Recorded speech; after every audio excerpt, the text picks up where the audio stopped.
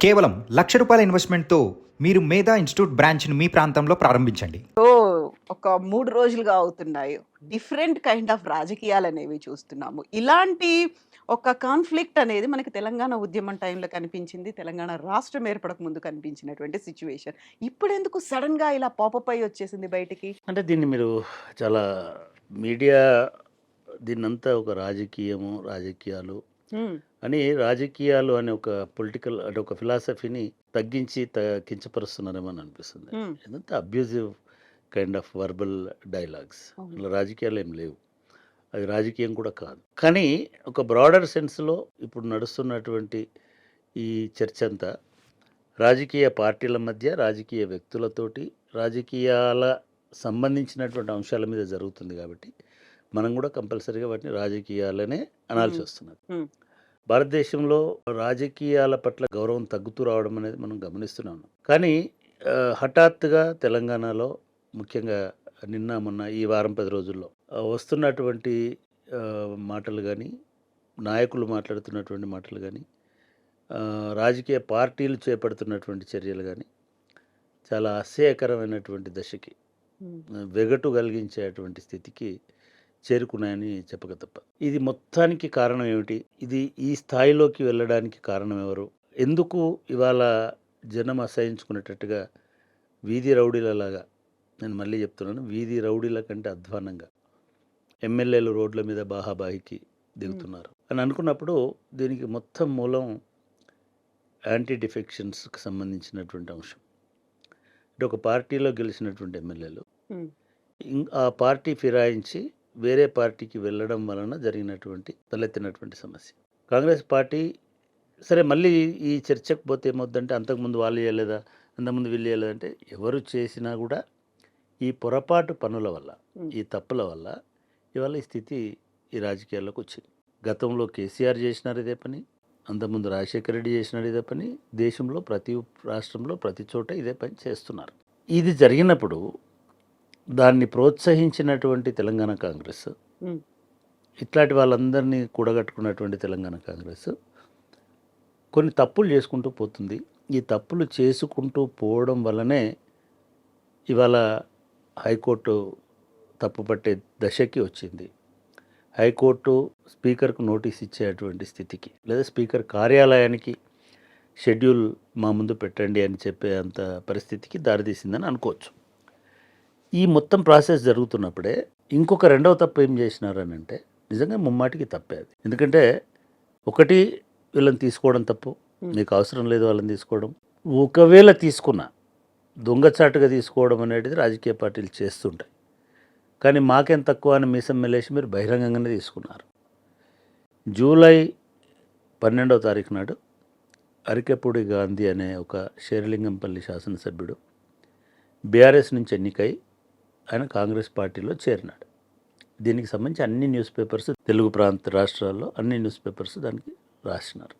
అరికపూడి గాంధీ గారు కూడా ప్రకటనలు ఇవి అవి అన్నీ జోరుగా చేసినాడు. బ్యానర్లలో కాంగ్రెస్ కండువాలు, కాంగ్రెస్ జెండాలు, కాంగ్రెస్లో చేరాడు. హ్మ్. ఆనెస్ట్లీ అరికపూడి గాంధీ కాంగ్రెస్లో చేరాడు. ఈ కాంగ్రెస్లో చేరినటువంటి వాళ్ళకి ఆల్రెడీ యాంటీ డిఫెక్షన్ లా వర్తిస్తుంది అని చెప్పి బీఆర్ఎస్ కేసులు వేసింది.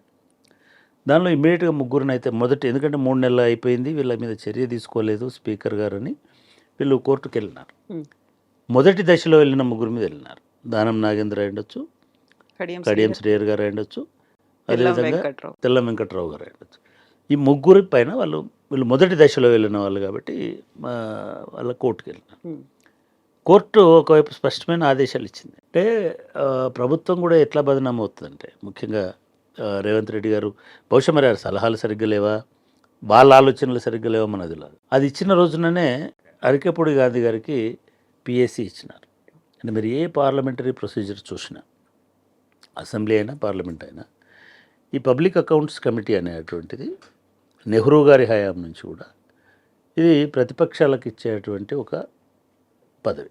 అంటే స్క్రూటినీ పబ్లిక్ అకౌంట్స్ కమిటీ ప్రతిపక్షానికి ఉండడం వల్ల మేము బ్యాలెన్సింగ్గా ఉన్నాము, చూస్తున్నాము, మా పైన స్క్రూటినీ ఉంది అని శాసనసభ మీద ఇంకొక స్క్రూటినీ ఉండదు కాబట్టి ఇట్లాంటివి అన్నీ ఉంటాయి. పబ్లిక్ అకౌంట్స్ కమిటీ ఉంటుంది, అష్యూరెన్సెస్ కమిటీ ఉంటుంది, లేదా మిగతా కమిటీలు ఉంటాయి. ఇవన్నీ ప్రతిపక్షాలకు ఇవ్వడం అనేటువంటిది ఆనవాయితీగా వచ్చేటువంటి అంశం. కానీ అది నా ప్రతిపక్ష పార్టీ ప్రతిపాదించిన హరీష్ రావు కాకుండా నిజానికి హరీష్ రావుకో లేదా వీళ్ళు సూచించినటువంటి పేర్లలో ఎవరికి ఇచ్చినా నష్టం లేకుండా ఆల్రెడీ జూలై 12 నుంచి కాంగ్రెస్ పార్టీలోనే ఉంటూ మొన్నటి శాసనసభ సమావేశాలలో కూడా బీఆర్ఎస్ శ్రేణులతోటి వరుసలో కూర్చోకుండా కాంగ్రెస్ వాళ్ళ వెనుక కూర్చున్నటువంటి ఒక శాసనసభ్యుడికి అరికెపూడి గాంధీకి అది ఇచ్చినారు. అంటే ఇప్పుడు పార్టీలు తప్పులు చేయడం ఒక ఎత్తు అయితే ఇట్లాంటి అడ్డదారిలో గోడలు దుంకిన వాళ్ళు అనేక తప్పులు చేస్తున్నారు. వీళ్ళందరూ అట్లా పోయినారు, వాళ్ళకు ప్రచారాలు చేసినారు, వాళ్ళ బ్యానర్లలో వీళ్ళ పేర్లు పెట్టుకున్నారు. అంత జగమెరిగిన సత్యం వీడు గోడ దూకినాడు అనేటువంటిది వాస్తవం. మొన్నటి అసెంబ్లీలో వీళ్ళందరూ కాంగ్రెస్ వైపు కూర్చున్నారు. రెండవ ఎవిడెన్స్ మేము చాలామంది లేచి మాట్లాడుతుంటే చూసినాము. నాకు ఇంతకాలానికి నాకు మాట్లాడే అవకాశం వచ్చిందని దానం నాగేంద్ర మాట్లాడము. దానం నాగేంద్ర అయితే పోటీ కూడా చేసినాడు. అసలు ఆయనని తప్పించుకునే అవకాశం లేని, ఆస్కారం లేనటువంటి ఎంపీగా కాంగ్రెస్ తరఫున. సో వీళ్ళందరూ అసెంబ్లీలో అట్లా కూర్చున్నారు. రెండోది వీళ్ళందరూ బీఆర్ఎస్ 10 సంవత్సరాల పాలన, కొంతమంది అయితే నిస్సిగ్గుగా ఆ దానిలో మంత్రులుగా ఉండి ఇవాళ ఈ 10 సంవత్సరాలు ఏం జరగలేదని మాట్లాడినారు. ఫైన్, నేనేమంటున్నానంటే ఒక విమర్శ రేవంత్ రెడ్డి వాళ్ళు విమర్శించినాడు, బీఆర్ఎస్ హయాంలో అవినీతి జరిగింది, పనులు జరగలేదంటే అర్థం చేసుకోవాలి. కోమటిరెడ్డి వెంకటరెడ్డి గారు అట్లా అన్నారంటే అర్థం చేసుకోవాలి, లేదా పొన్నం ప్రభాకర్ అన్న అర్థం చేసుకో. అసలు దానిలో కూడా మినిస్టర్లు ఉండి దానిలో వాళ్ళ కావిడ్లు మోసి వాళ్ళని భుజాలకు ఎక్కించుకొని తిరిగిన వాళ్ళు అందరూ వచ్చి ఇవాళ ప్రతిపక్షంలో అధికార పక్షం వైపు నిలబడి ప్రతిపక్షాన్ని తిట్టడం, ఇదొక ఎవిడెన్స్ వీళ్ళ నైతికతకు సంబంధించి, నైతిక నిబద్ధతకు సంబంధించినటువంటి. ఇన్ని జరిగిన తర్వాత ప్రభుత్వం ఈయన పిఎస్సి చైర్మన్గా ఈయన అనౌన్స్ చేసింది, అరికపూడి గాంధీని పిఎస్సి చైర్మన్గా. పిఎస్సి చైర్మన్గా అరకపూడి గాంధీని ఎందుకు ఇచ్చారు అని ఎవరు అడిగితే ఆయన ప్రతిపక్షంలోనే ఉన్నాడు కాబట్టి మేము ఇచ్చామని చెప్పినాం. ఇది నిజంగానే బీఆర్ఎస్ పార్టీకి ఒక షాకింగ్ లాంటిది. ఎందుకంటే బీఆర్ఎస్ అఫీషియల్గా ఆయన ప్రపోజ్ చేయలేదు. ఆయన బీఆర్ఎస్ని వదిలేసి కాంగ్రెస్లో పోయినాడు, కాంగ్రెస్ వైపు నుంచి నిలబడి మాట్లాడినాడు. అటువంటి ఆయనని డిజిగ్నేట్ చేయడం అని ఏమిటి అనేటువంటిది ఒకటి. ఇక్కడి వరకు నిజంగా కూడా 100% గాంధీ 100కి 200% తప్పులు. ఆయన కోటేసినటువంటి శేర్లింగం ప్రజలను మోసం చేసినాడు. ఆయన ఏ గుర్తుతో అయితే పోటీ చేసిండో ఆ గుర్తుకు సంబంధించిన పార్టీని మోసం చేసిండు. ఆయన ఏ రాజ్యాంగము ఏ చట్టాన్ని అయితే గౌరవిస్తానని బయట చెప్తున్నాడో దానికి పూర్తి విరుద్ధంగా, ఎందుకంటే యాంటీ డిఫెక్షన్కి ఒక చట్టమే ఉంది కాబట్టి ఒక చట్ట విరుద్ధమైనటువంటి పని అరికెపూడి గాంధీ చేసినట్టు ఇది మొదటిది మనం అర్థం చేసుకోవాల్సింది. దీన్ని కౌంటర్ చేసేటువంటి విషయంలో లేదా దీన్ని ఖండించే విషయంలో, దీన్ని ఎండగట్టే విషయంలో బీఆర్ఎస్ పార్టీ పూర్తిగా విఫలమైంది అనేది రెండు. నిజంగానే కేసీఆర్ గారో కేటీఆర్ గారో లేదా ఇప్పుడు మాట్లాడుతున్నట్టుగా హరీష్ రావు గారు ముందుకొచ్చి ఇది ఇట్లా కాదు, ఇది న్యాయసమ్మతం కాదు, ఇది చట్టవిరుద్ధము, ఆల్రెడీ డీబార్ఐ అంటే పరీక్షల్లో నకలు కొట్టి పట్టుబడినటువంటి స్టూడెంట్కే మీరు వాల్యుయేషన్ ఇస్తామని అంటే ఎట్లా ఉంటుంది అది? సో ఇది తప్పు అని చెప్పాల్సినటువంటి బాధ్యత బీఆర్ఎస్ అధిష్టాన వర్గం, బీఆర్ఎస్ పార్టీ మీద ఉండే. ఆల్ ఆఫ్ ఎ సడన్ పాడి కౌశిక్ రెడ్డి, నిజానికి పాడి కౌశిక్ రెడ్డి బీఆర్ఎస్ దీనిలో బ్యాక్ బెంచ్లో ఉండాల్సినటువంటి, ఈ cannot be face of BRS. Face of BRS ఆ ఉద్యమంలో ఉన్నవాళ్ళు, పార్టీ మొదటి నుంచి నడిపించినటువంటి వాళ్ళు, పార్టీ కార్యదర్శి వర్గ సభ్యులు ఎవరైనా ఉంటే కార్యదర్శులకు సంబంధించిన వాళ్ళు ఉంటే వాళ్ళు, లేదా party spokes persons, officially designated spokes persons, వీళ్ళు మాట్లాడితే బాగుంటుంది. అసలు బీఆర్ఎస్ కోర్టు కేసు వేయించడం కూడా పార్టీ అధికారికంగా వేయిస్తే బాగుండేది. ఎగ్జాక్ట్గా నేను అదే అడగబోతున్నాను. కోర్టు కేసు వేసింది వివేకానంద్, ఆ తర్వాత పాడి కౌశిక్ రెడ్డి. సో వాళ్ళు వేసిన తర్వాతే తీర్పు అనేది వచ్చింది కాబట్టి వాళ్ళిద్దరికి హై ప్రయారిటీ వచ్చిందా? నేను నిజమే. ఒకటి అంటే ఎనీ పార్టీ సిస్టంలో suppose all India Congress committee ఉంది, ఆ కమిటీ ఆ అధ్యక్షుడి డిసిషన్ మేరకు అఫీషియల్గా ఆ పార్టీనే కేసేస్తుంది. ఇక్కడ అన్ఫార్చునేట్లీ ఆ పార్టీ అంటే ఆ పార్టీ ప్రెసిడెంట్కి కేసేయాలా? ప్రెసిడెంట్ అక్కర్లే, president can authorize any of 2 party functionaries, వాళ్ళ స్పోక్స్ పర్సనో వాళ్ళ సెక్రటరీ వాళ్ళ వర్కింగ్ ప్రెసిడెంటో వేయాల్సినటువంటి కేసు ఇది. ఎందుకంటే మా పార్టీ నుంచి పోతున్నాం. కానీ 2 ఎమ్మెల్యేలు వేశారు. సరే అది తప్పని కూడా నేను అనట్లే. ఈ 2 ఎమ్మెల్యేలు వేసేసరికి ఈ ఇద్దరు ఎమ్మెల్యేలో ఒక జూనియర్ మోస్ట్ ఎమ్మెల్యే 10 నెలలు మాత్రమే ఎమ్మెల్యేగా ఉన్నాయని ఒక ఆయన ఉన్నాడు. Of course Vivekananda senior leader మూమెంట్లో ఉన్నాడు, 10 సంవత్సరాలు 11 సంవత్సరాల నుంచి ఇప్పుడు ఎమ్మెల్యేగా ఉన్నాడు. ఆయన దానిలో ఉన్నాడు.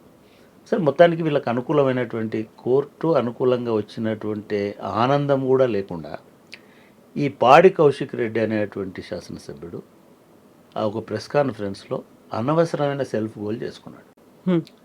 అంటే జనరల్గా కూడా ఇది గతంలో కూడా ఇట్లాంటివి జరిగినాయి. స్వయంగా రేవంత్ రెడ్డి గారు కూడా ఒకసారి ఇట్లాంటి వివాదంలో ఇరుక్కున్నాడు. గతంలో కేటీఆర్ గారు కూడా ఇట్లాంటి వివాదంలో ఇరుక్కున్నారు. మహిళలను కించపరచే ఉద్దేశం నాకు లేదని ఆయన పోయి మహిళా కమిషన్కి చెప్పొచ్చినాడు. ఇవి జరుగుతున్నటువంటి పరిణామాలలో చాలా ఆవేశంగా ఆ ప్రెస్ కాన్ఫరెన్స్లో అడ్రస్ చేసింది. నిజానికి అదే ప్రెస్ కాన్ఫరెన్స్లో వివేకానంద గారు కూడా అడ్రస్ చేశారు. ఆయన మెచ్యూరిటీతో మాట్లాడినాడు, ఆయన వెళ్ళిపోయాడు. ఈయన గాజులు, చీరలు, ఇవి బొట్టు ఇవేదో మాట్లాడినాడు. అది నిజంగా కూడా ప్రజాస్వామ్యంలో చట్టాలను తయారు చేసేటువంటి శాసనసభ్యులు అటువంటి మాటలు మాట్లాడడం అనేది నిజంగా బాధాకరం, దుర్మార్గం, హేయం కూడా. ఎందుకంటే గాజులు వేసుకున్న వాళ్ళందరూ చేతగాని వాళ్ళు. అసలు నీ ప్రవర్తన ఏమిటి? నువ్వు ఎవరిని ఉద్దేశించి మాట్లాడుతున్నావు? ఒక మెంబర్కో లేకపోతే అసలు ఏ మనిషికైనా కూడా ఆయన దుర్మార్గం చేసినాడు, ఆయన తప్పు చేసినాడు, ఆయన చట్టవిరుద్ధమైన పని చేసినాడు, ఆయన విమర్శించు. కానీ మొత్తం స్త్రీ జాతినే అగౌరవపరిచేటట్టుగా చేసినారు. సరే, ఫైన్, అది చాలాసార్లు అట్లాంటిది చాలామంది చేస్తుంటారు. అది చేయడమే కాకుండా చాలా అగ్రెసివ్గా మాట్లాడడం స్టార్ట్ చేసినారు.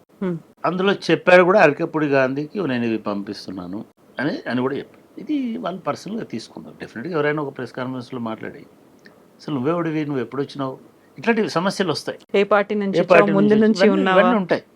సరే, ఈయన అంత ఇదిగా మాట్లాడి ముఖ్యంగా ఒక సెన్సిటివ్ విషయమైనటువంటి స్త్రీలతోటి పోల్చి స్త్రీలను అవమానించడం, గాంధీని అవమానించినాడా లేదా మనకు సంబంధం లేదు. అది అవమానం కూడా కాదు. చీరగట్టుకోవడమో లేకపోతే గాజులు పంపడము అవమానం అని గాంధీ ఫీల్ అవ్వాల్సిన అవసరం లేదు. మహిళలు ఫీల్ కావాలి. చేతగానోళ్ళు మహిళలు, నేనే చేతనైన అని వీడు అన్నందుకు. సో ఇది ఒక అన్నెసెసరీ బురద గెలికినాడు పాడి కౌశిక్ రెడ్డి అని నేను అనుకుంటున్నాను.